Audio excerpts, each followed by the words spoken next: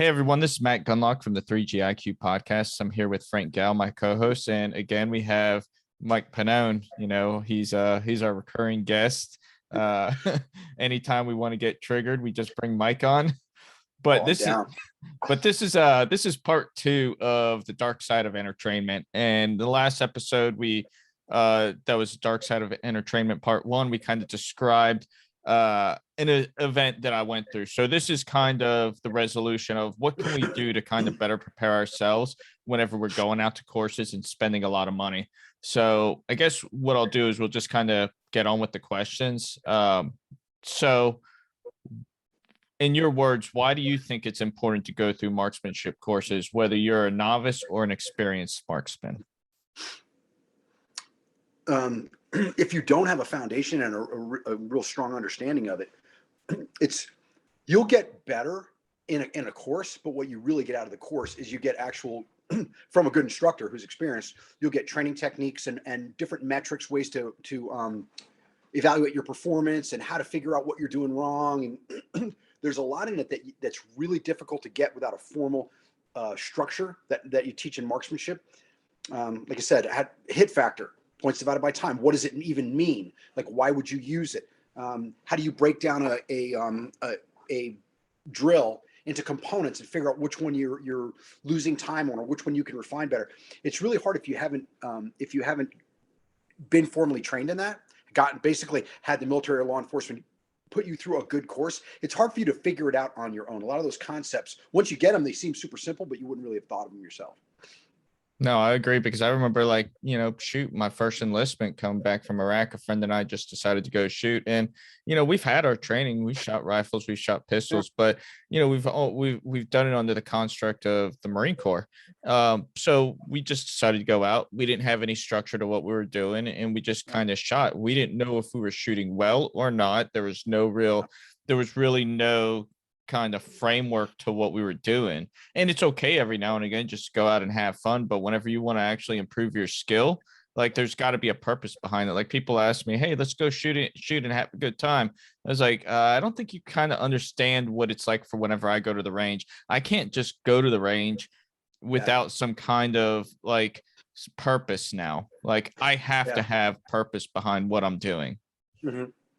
Absolutely. And like when I was at the range today for a couple hours shooting, and every string I shoot, I go down, I call all my shots, working on some speed work with pistol. I call all my shots and I go down and go, okay, is what I thought I saw what actually happened on target? Then I paste it. So I'm literally pasting every string I shoot. I mean, like, I want to know where every single bullet went. Not like, oh, it's all in the A zone. I'll just paste outside the A zone. I'm like, no, I want to know where in the A zone it is. So it's like, I'm the same way. I don't go to the range. It's enjoyable, but I'm not going there for entertainment. Like, you know what I mean? And I think that's where some people get they don't understand it. Like, to me, getting better is what's fun. Getting good, getting faster, getting more accurate. That's the fun part to me. But it's work. So it's like, if you want to go burn bullets, I get it. I mean, that's fine, but I'm not that guy. Yeah. That's kind of how I started out, just going out and having fun and shooting with buddies. But at some point, going to the range became less of an entertainment, and it became more like going to the gym for me. Like, there's a purpose and you're there to get better.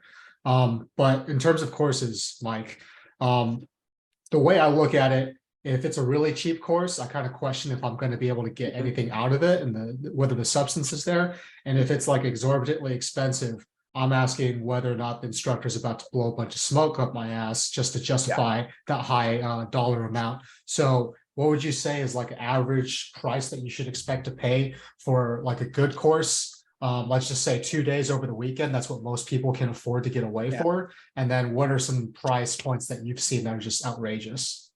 I would say, depending on usually it's driven by the bio and the notoriety of the instructor, like what they've done before, what their background is. That kind of drives. There's value involved in that, and that lends to their level of experience. And there's also there are some, let's see, you've got notoriety and you've got specific skills or specialty skills, something peculiar that they can do. But it's, for the most part, if you're not really well known, even if you're a really good shooter and a really good instructor, it's going to be harder to fill classes.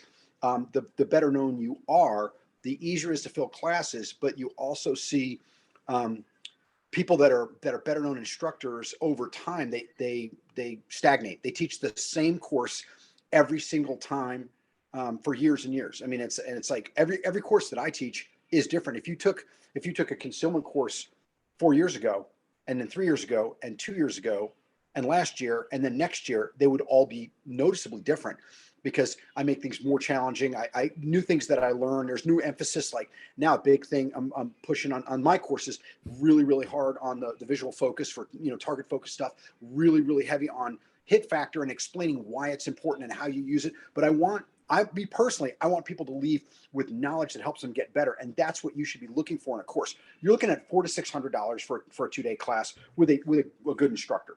Okay. You can get charged $400 to $600 for crap. And that's, you have to do your due diligence. But overwhelmingly, the way I view it is, when you leave, yeah, you're going to be better. You're going to shoot for a weekend. You're going to shoot probably 1,000 rounds or more. You're going to be better, but it's not sustainable if they don't give you knowledge and methodologies and training techniques to go forward and continue to train yourself. I view for my, my patrons, so to speak, those people that come to my classes, I want them to leave with things that they can work on going forward without me there, and they understand it. And I give them the opportunity. They can text me and or email me and ask me questions about it. But that's what you should be looking for in a course: someone that's exposing you to challenging courses of fire and new information or new methodologies, or evaluating you based on the most current best practices.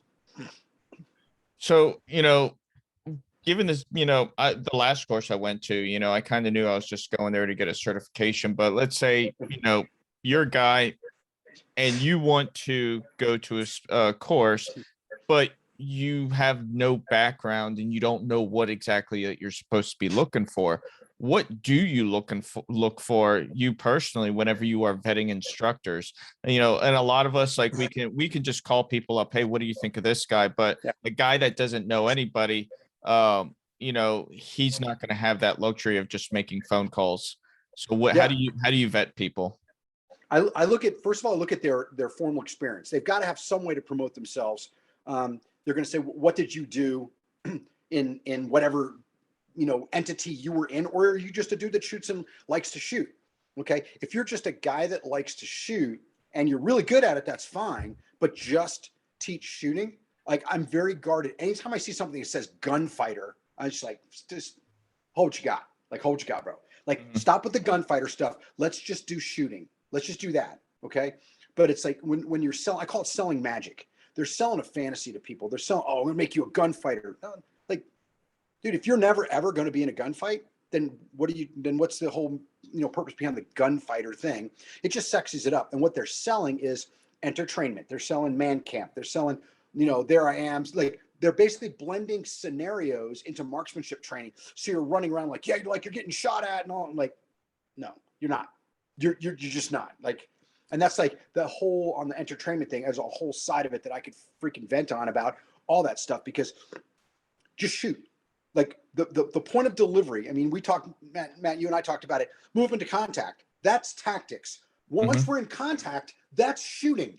Yes. Now we're fighting. Okay. The point of delivery as an 03 is your freaking rifle, or if you're a 31, your machine gun. That's the point of delivery of your freaking service. Okay. We're maneuvering to get you in a position so you can use those hard skills. So once we make contact, it's shooting now. Okay. So when you start blending tactics, into marksmanship, that's where what people will do is kind of build a scenario into it so it's fun and exciting and you feel like you're doing something. Anytime you see that as a consumer, understand that you're blending two things together. Overwhelmingly, you're doing that for entertainment. You're not doing that for skill development. Yeah. And there's a lot of buzzwords that get thrown out, right? I'd say, gunfighter, combat. There's quite a few out there. Yep. So, and you've got it. You also have to understand. I mean, people have to understand, or they have to look soberly at some things. And I say it all the time.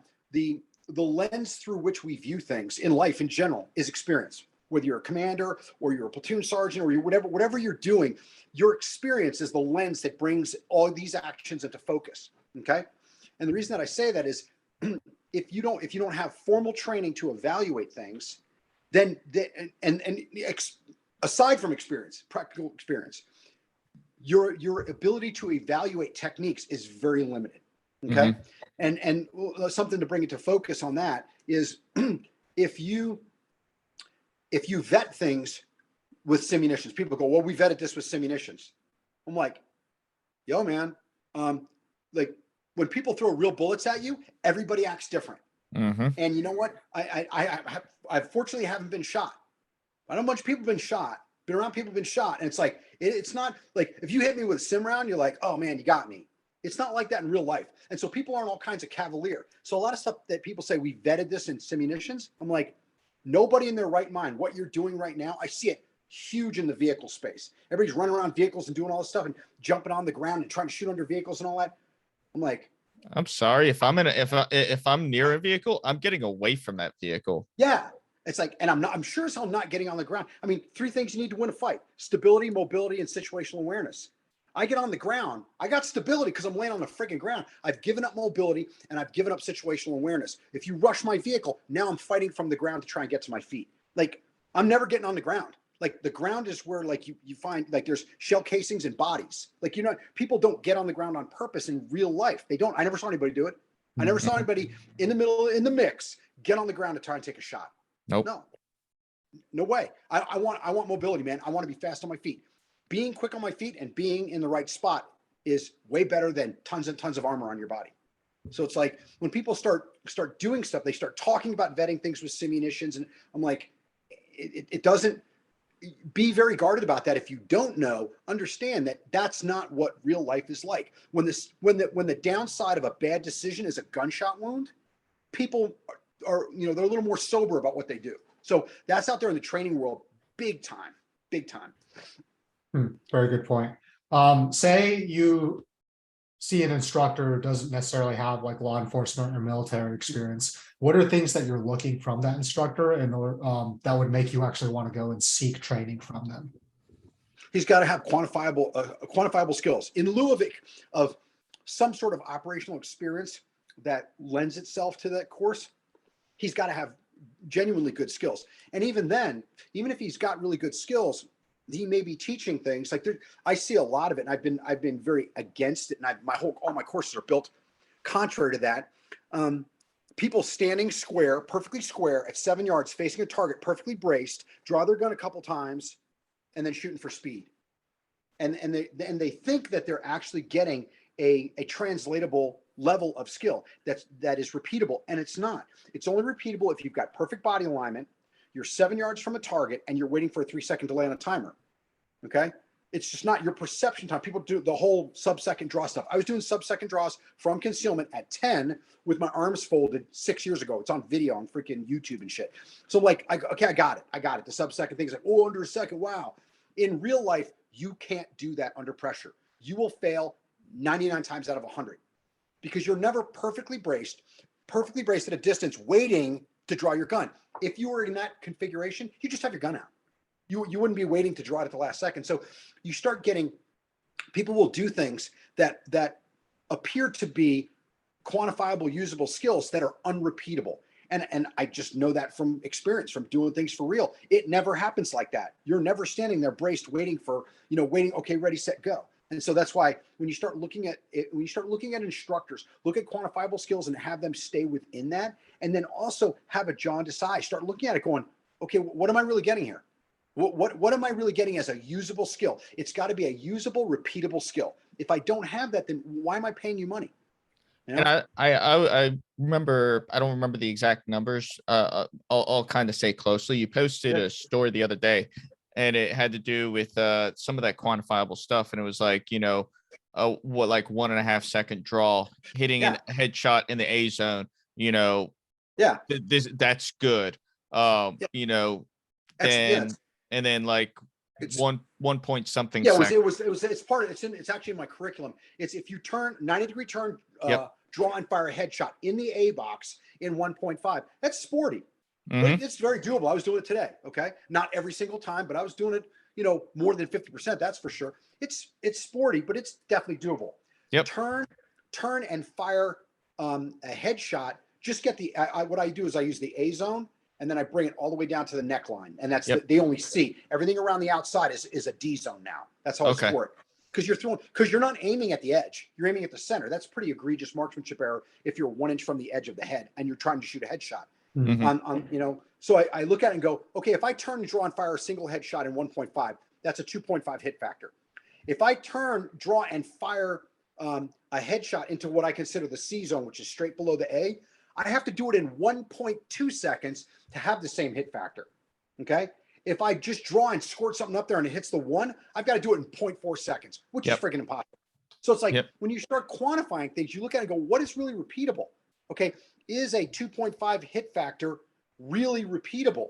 It's hard, man. It's not easy. A 1.5 in a 2x3 box at 10 yards off a 90-degree turn is sporty. If you don't know, if you don't understand hit factors, if somebody doesn't explain to you the rationale behind it, that is all done because I want people to see why hit factors are important and what you get, like juice to squeeze ratio, like going really fast. Is it worth going 0.3 seconds faster and having a far less effective shot? Okay, so it's like that part of it. But if the instructor is not at that level, if he's just taking you out and running you through drills, that's my big thing. I'll shut the fuck up here in a second. If all you're doing is running me through drills, I can go on YouTube and do that myself. I don't need you. I can watch Matt or Frank do drills and go, hey, that's a cool drill, and shoot them. I don't need you to run me through drills. And that's what a lot of people are doing. They're just running you through drills to try and make you feel cool. And it's freaking taking your money and time. Yeah, no, I agree. I like the fact, like, as an instructor, I'm evaluating their performance and I am critiquing them based on that performance. The drills have a purpose, but it's the coaching and the improvement that you can offer that person that's the moneymaker. That's why they are paying you that money. And if you're just gonna run them through drills and not give them any feedback, what the hell are you there for? Yeah. You know, you shouldn't be, like, the last thing you should be doing as an instructor is making them feel good about their performance. You shouldn't be making them feel horrible, but you should be honest, giving them honest feedback. Hey, bro, this is what you're doing wrong, and this is how you can improve. Yeah, absolutely. In the end, like I said, I may not be able to make you an appreciably better marksman at the end of 2 days, but I want to make you much smarter on training. I want you to understand how to train yourself better. That's the benefit. I mean, of experience. I can look at it and go, this is what you're doing. This is why you're doing it. This is how I want you to counter that. I can't shoot the damn gun for you, but at least I can identify to you mistakes and I can explain them like in a clear and concise and unambiguous way. That's the value of experience and knowledge. Just because you can shoot really good doesn't mean that you can transfer that information. Now, that said, just because you can transfer that information doesn't mean that you shoot good. Well, you got to have both. You got to be able to shoot and you got to be able to teach. And you have a lot of people out there that talk a good game but don't shoot very well, or shoot a good game but couldn't explain it to anybody. So it kind of goes into my next point. Let's say you're actually in a course, and we'll kind of take two ends of the spectrum. And the first part is you're a new shooter, you're in a course, and you thought you properly vetted somebody, but you get there and you notice things just aren't adding up. You know, the things that they're teaching is wrong, like based off of research that was done, stuff like that. How do you handle a situation like that? And then the other half of the spectrum, say you yourself, you did the vetting process. You thought this guy sold you like snake oil, and now you're pissed because you wasted a lot of money. How do you handle that situation, you yourself? Shoot. I mean, if I think something is shoddy, I'll just go up to him and say, hey, pull him aside and go, hey, listen, man, like, I won't do it in front of everybody and all that, but I'll just pull him aside and go, bro, like, this isn't what was presented. This isn't what I thought it was.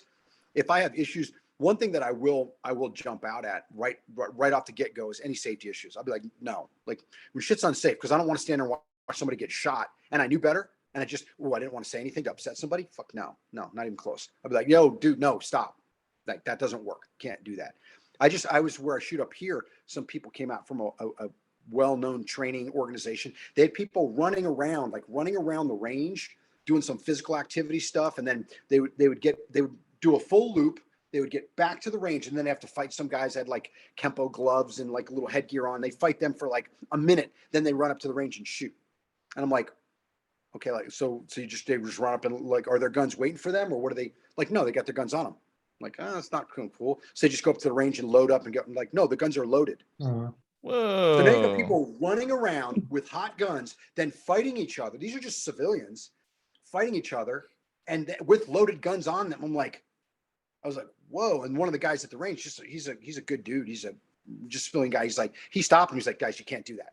But I mean, that kind of stuff, somebody thinks that's cool. Train as you fight and all that crap. It's like, you're just unsafe. And when I see stuff like that, I just stop it or I leave the range. I mean, I've pulled people off my ranges that were unsafe, but I don't go to a lot of courses. And usually like the courses I go like, I've been to a couple, I've been to class with Ben Steger. I've been to a class with JJ Ricazza. Matt Prank is a buddy of mine. So whenever he's in town, I'll go to his class. He just invites me out. So I don't really have that kind of experience, but I tell people, if you see something, if you're concerned that there's a safety issue, then just bounce. Don't, because gunshot wounds are unforgiving. And if you have concerns about how your money, was spent, I would voice it to the instructor. Say, listen, I'm not getting anything out of this. If he doesn't want to, if he's a stand-up guy, which most of them aren't, but if you were, he'd just give your money back. Say, hey man, I'll refund your money. I mean, I will, if anybody comes up to me in one of my classes and goes, I think this class sucked, I think it was terrible, I didn't get what I wanted out of it, I'd refund them. I mean, it's never happened and it's not going to happen. But if it did, I would be, if someone really was not happy with it, I'd give them their money back. It's like, dude, I want you to have every bit of benefit you can for every minute and every bullet and every dollar you spend. And that's why, I mean, if you feel like you got shorted, go up and tell them. I mean, it's your money. They work for you. I tell people all the time when I'm doing a contract or something, like, hey, what time do you want to start? I'm like, hey man, I work for you for the next 2 days. Why don't you tell me what time to be here? Like, don't forget who's paying whom. Like, you're paying me. I'm not paying you. So if you have a problem with me, then voice it to me because you're paying me. You're my employer for the next day or two. And I think a lot of guys miss that part as instructors. Like, I work for you now. Yeah. No, that's a fair point. Sorry, I just thought of a follow-up. Mike, in any of your classes, how do you facilitate, like, is there anything that you do at the end of the class in order to open up the forum for all the students to, like, just say, like, this is what I thought of the class, and just have that dialogue? I do it at lunchtime, day one. I do it at the end of day one. I do it at lunchtime and day two. And I do it at the end of day two.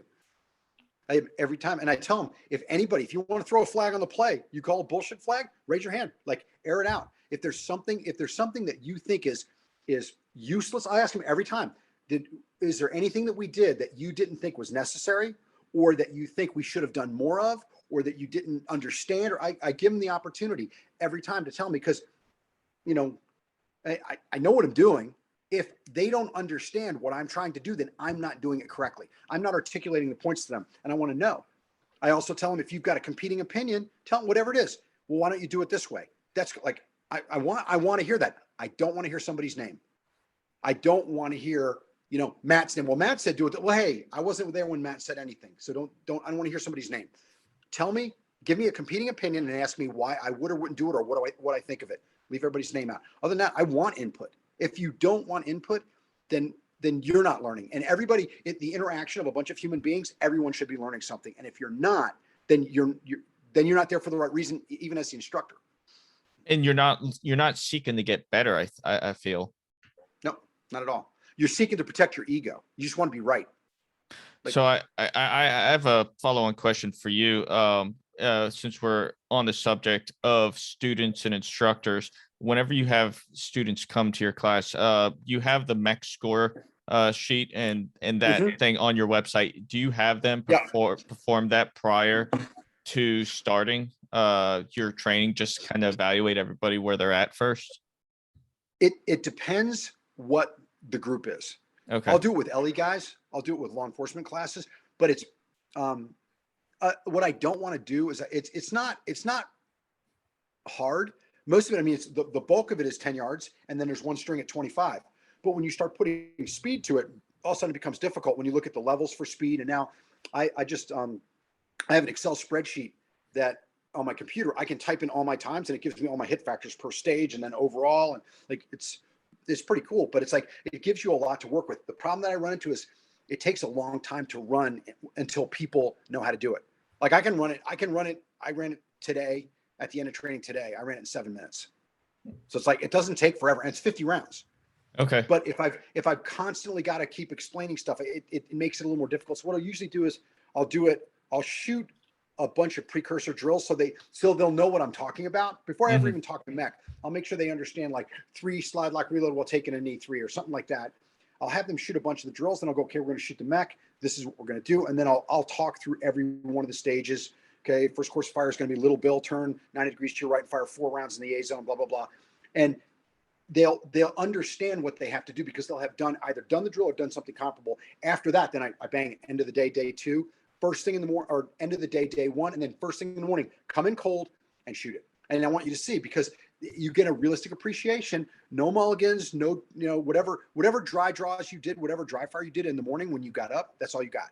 You show up, you step up the line and you get it on, and you get to see what your realistic draw times are, what your realistic speed is. And so but I have them shoot it when I've got a group that can stay up with it, because it takes a little bit of time. I'll have them shoot 3 or 4 times in a 2-day class, because it gives them a metric that they can look at and go, did I get any better at this? I realized like I messed this one thing up. Did I get better at it? Am I refining it?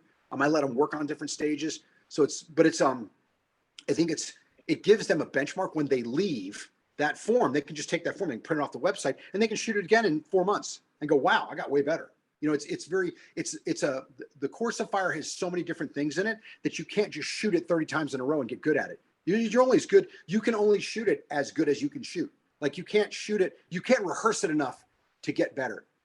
It just doesn't work that way. So that's kind of the way that works. But I'll have them shoot it 2 to 3 times a class. If I can, 4 times a class. Is there a YouTube video or video that you have up demonstrating the mech? Not the new one. I'm going to do one here once the snow goes away. Okay. But yeah, it's pretty. I mean, it's all pretty simple. It's on the website. The form has all the instructions on it as well. Yeah. So, but I think it definitely could use a video, because it's some of the stuff people won't. They'll probably mess it up a little bit just because they're not. I mean, for guys like you, Frank, you understand course fire. You're like, okay, that makes sense. Little bill, It's 4 rounds instead of 6 rounds. It's a little bill drill. Okay, 90-degree right hand turn. Okay, it's 10 instead of 7. It makes sense. Got it. I've done it 1,000 times. But for some people, it doesn't. It doesn't connect. But yeah, I definitely need to do that. Nice. You talked about individual instructors and also like agencies or departments. So what are some individual instructors that you hold in pretty high regard? And then what are some like organizations or groups for training that you hold in pretty high regard? The guys that I know that have demonstrable performance. I mean, I've shot with Ben. I've shot with JJ. I've shot with Matt Pranka. So Ben Steger, JJ Rakaza, Matt Pranka. Guys like that are I've shot. He doesn't do open stuff, but Chris Palmer, he's a Phoenix PD guy, super good guy. I've been on the range with him. He's very, very, very knowledgeable. Let's see who else. There's not, because I'm mostly in there. Those are guys that I know that are kind of in the little cabal I'm in. I haven't shot with Joel Park, but Joel Park is an exceptional shooter, very smart guy. He's a very good teacher. Yeah, he's very articulate, and he's very detailed. He's very one of the things that my big thing is clear, concise, and unambiguous. Like what he says is it's very condensed, but it's easy to absorb. And I think that's really important. And I go back and forth with him. I send him stuff, and he's like, "Hey, try this or do that." So he's a super sharp guy. Ben's obviously knee deep in it. JJ's been doing the movement piece. He's been shooting since he was like freaking 2 years old or whatever. So it's like those guys. Matt's just into it. He just geeked out on it. He was at the unit for a long time, and so that level of guy. I haven't shot with Donovan at Point One Tactics, but I know he's really highly regarded. I haven't shot with Scott Jedlinski. People say he's highly regarded. I mean, he's done really well. There's also on the business side of it, there's a marketing piece that industry reach doesn't necessarily mean proficiency. Yeah. Just because you've got a good marketing machine and you staff lots of classes doesn't necessarily mean that you're putting out a great curriculum. Some people are just really good at the marketing piece. They build a cult of personality, and then that's what they sell. And there's a lot of that out there. There's some in the shooting world. There's a lot of it in the quote tactical world. A lot of it. So we named. I just had a follow on for this. We named a bunch of individuals. Are there any specific academies that you would recommend for people to go to? I think the SIG Academy has a lot of good instructors. I know the guys up there. They're a bunch more friends of mine. I think they put on some really good courses and they make an effort. There's where is it up in New Hampshire? Jesus, guys, Jarhead too. Ridgeline. Yeah. Yeah, Ridgeline. Ridgeline's a solid crew. Those guys are on. That's a really good organization, and they are very sober about it. And they, back to the lens that you view training through is experience. Maybe put on. I would say that the two that I know that are as actual schools are SIG and Ridgeline. They've Okay. got really high quality training, and they've got a client base that I know a bunch of people that go to both of those areas, and they're happy with it.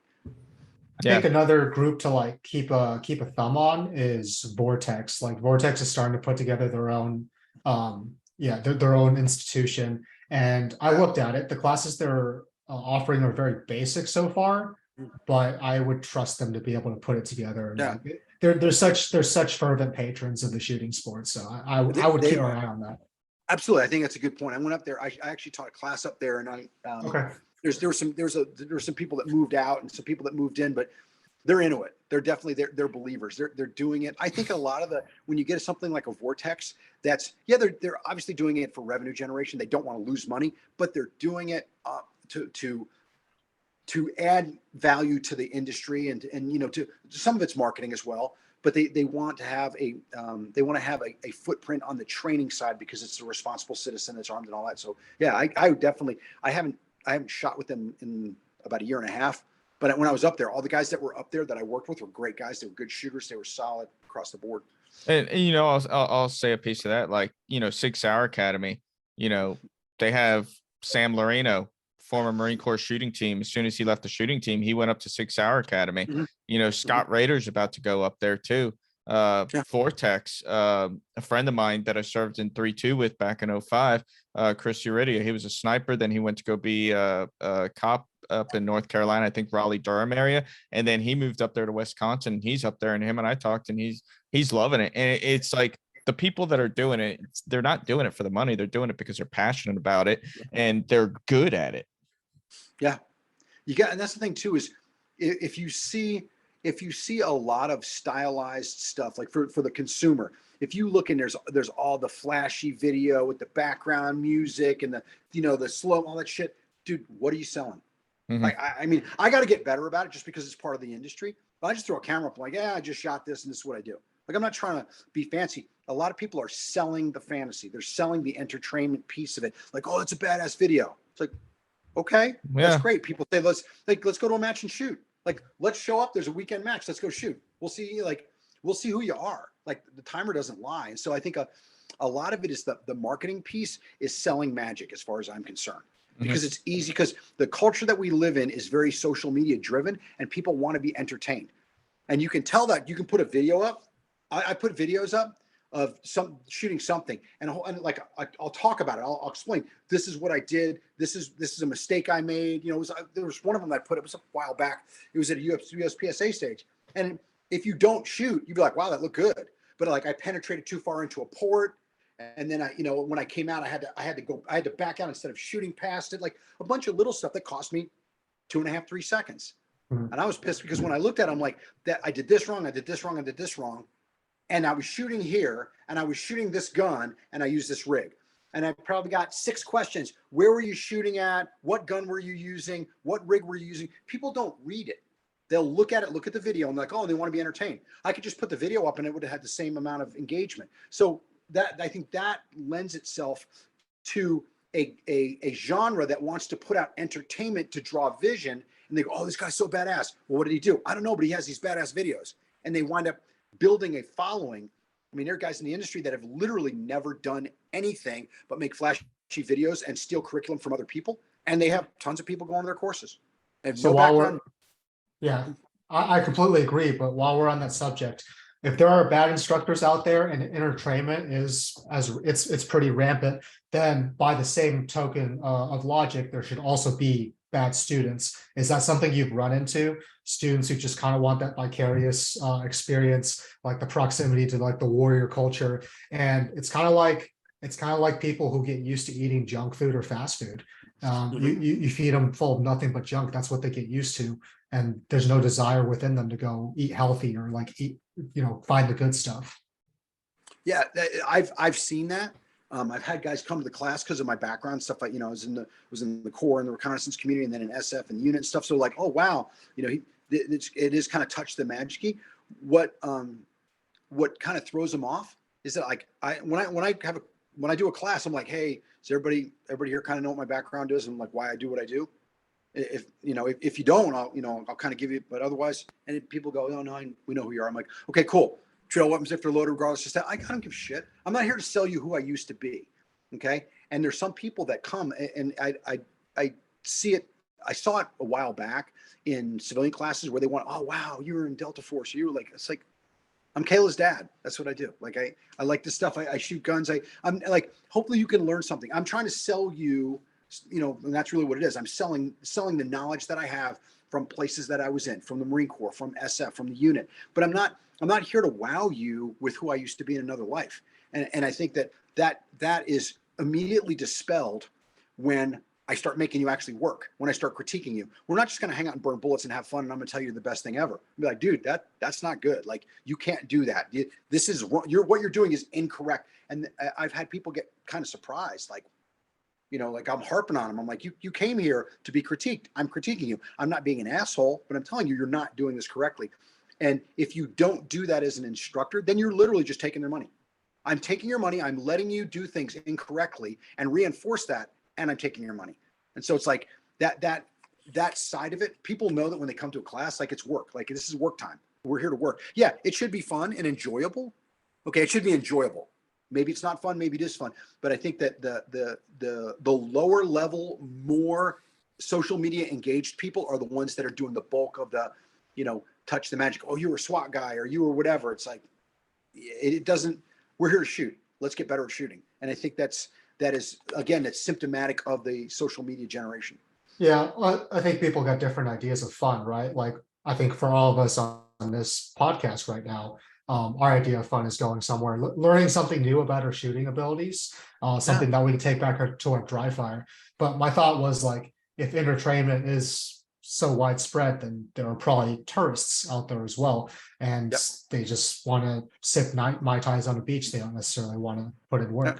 Dude, I was at Prado. I was teaching rifle class at Prado years back. The guy showed up when 416s were like unobtainium, right? You just couldn't get. He showed up. He had. We'll start with. He had what kind of freaking boots did he have? I forgot what kind of boots he had. Like a solos or something. They're like $300 boots. He had Cry bottom and top. He had a Cry JPC, which is I don't know how many freaking $1,000. He had a freaking Cry helmet. He had a 416. He had an L can on it. He had like a PEC 15 on it. He had like, dude, you're literally sporting like freaking $12,000 worth of kit just on your body and like $1.80 worth of skill. I was like, the dude showed up. The only ammo he could get was HST. So he was punching holes in paper with like 9mm HST and 55 grain freaking pointed soft points. It's like, because the money didn't mean anything. He was there to dress up and shoot guns. Like, I'm like, dude, don't. And I told him, I was like, dude, don't spend all the money on this stuff. Spend a lot of money on bullets and just practice and like, chronicle it. And I mean, but there's a lot of people out there that they look at the and this is just a side note. And again, I'll shut up after this. They glorified the warriors. All the people out there that were really doing stuff. You see it. You see either videos of it or you see some sort of Hollywood representation of how cool it was. And being a Marine was awesome. Soldiering was great. It's like being in Iraq. I don't regret it. There's some parts of it I could have done without. But overwhelmingly, it was an experience that has had a profound, profoundly positive effect in a lot of ways on my life. Okay, but it's not like on YouTube and Instagram. It's like that's not what it's really like. But people want to go out there and play dress up and kind of act it out, and that is fed. People realize they can make money bringing people in to do that and do the tactical stuff, and that's where you get the whole touch the magic crowd and all the rest. It's kind of its own little ball of wax there, man. So, kind of wrapping everything up, if a person wanted to attend one of your courses, where could they find your schedule, and do you travel whenever you teach courses? Yeah, it's on my website. ctt-solutions.com. I travel all over the country. It's almost all client-based stuff. I live in Utah now, and I've got 4 or 5 classes in Utah, but everything else is in, everywhere else, wherever in the country, from Alaska, from, the lower 48 all the way up into Alaska. I haven't done anything in Hawaii yet, but I go to Alaska usually probably every year or every other year. But yeah, if they look on the website, there's the ones up now are law enforcement. The civilian classes are getting ready to go up. And anywhere in the country, if somebody's interested, they can just, message me and, text me or whatever, and or not text me, but email me and set something up. And let's say somebody wanted to bring you out to teach a course. What kind of logistics would they have to have figured out before you coming out or before they contact you? Well, there's on the website, if you put in a training request, it has like the range, the apparatus, how wide it is, how long it is. Usually it's easy. Somebody just gets to me and say, what do you have? What is your range facility? What do you have? Like, how wide is it? How deep is it? What kind of curriculum do you want? What assets do you have there for targetry? Do you have paper? Do you have steel? What size steel do you have? What is it rated at? Like all the particulars that come with it, so that, is it self-supporting? Am I going to have stuff shipped in? Do you have targets? Like a big thing for me is like, do you have targets? Do you have target tape? Like that's like a pet peeve of mine. And if you have target tape, does it match the targets? Are we putting black tape on white targets, which annoys the crap out of me? So it's like there's a whole bunch of like particulars, logistics side. Usually it's done through email. Okay. It's usually done through email. It's the easiest way. No, awesome. I appreciate you coming on here to do this. I think it was a good follow-up to the last episode we did. The last Entertrainment episode we did. Yeah. So again, I appreciate it. Can I throw one thing here at the end? When it comes to the tactics side, I see a lot of people, like I said, it's huge in the vehicle space. It's huge because that's really the only tactics that a lot of people are doing. Very few people are doing CQB stuff because they don't really have a lot of need for it. Plus the vehicle space looks really sexy and you shoot through windshields and all that crap. The question that everybody should be asking in anything, whether it's marksmanship or whether it's tactics, what is repeatable? What are you teaching me that if I refine it under pressure is repeatable and will increase my likelihood of success? If you can't identify what is repeatable, then what are you doing? What do you like? I see a bunch of stuff, people chasing each other around one car. There's literally nothing repeatable in that. There's nothing that you can practice that is repeatable and help success. It's magazine capacity and luck. That's all. Like, no. Well, that kind of brings up a good point, especially whenever it comes to tactics type thing. If somebody's going to a course to learn marksmanship, they shouldn't be expecting to get any kind of tactics out of it. Exactly. I think Matt Pronka kind of hit the nail on the head. If you've been out of the unit or if you've been out of the fight for even a month, well, you're obsolete. Tactics are gone. Yes. Well, you know what I would say. Let me caveat that. I would say that if you are talking about an existing or emerging threat, yes, because it's going to evolve. Yes. If you're talking about the principles of tactics, I mean, my dad was in friggin', in Chosin Reservoir. Okay, if you lay down a base of fire and flank somebody, it's exactly the same as if you do it today. Like, there's no the fundamental tactics are the same. Now, when you look SOPs. You're looking at SOPs. You're looking at emerging threats. When you get guys that come out that are current. Okay, let's say you've got a soft guy or whatever that was doing CQB a week ago, and now he's going to teach a class to a bunch of cops. Guess what? The parameters that they function under are completely different. Their use of force continuum, the escalation that they have to have, the use of less lethal. It's not the same thing. I had a guy that went through a course with a friend of mine from the unit. He's like, yeah, and at one point he's like, yeah, and at that point just use ISR, and I'm like, one, I don't know what ISR is, and two, we don't have it. Like you build at the highest levels of soft, you have assets that other people only see on the movies. And so like you can't go to a local SWAT team or even a major SWAT team and expect them to have even 50% of it. So I think if you're teaching fundamentals, if you're teaching principles, if you understand them, you're always current. Like, I mean, the squad and the assault, I still remember that. Like, I know exactly what it is. And so I could teach it. Now, if we're squad in the assault against a specific adversary that has specific assets that I'm not familiar with, then I may be out of date. So I agree with Matt on one part of it. I think on another part of it, you got to be more specific what you're talking about. You know? I'd agree with that. But no, again, thank you. And to the listeners, I hope you enjoyed this. please get on there. Give us a rating. Let us know how we're doing. You know, that's how we can know if we're doing good. So thanks.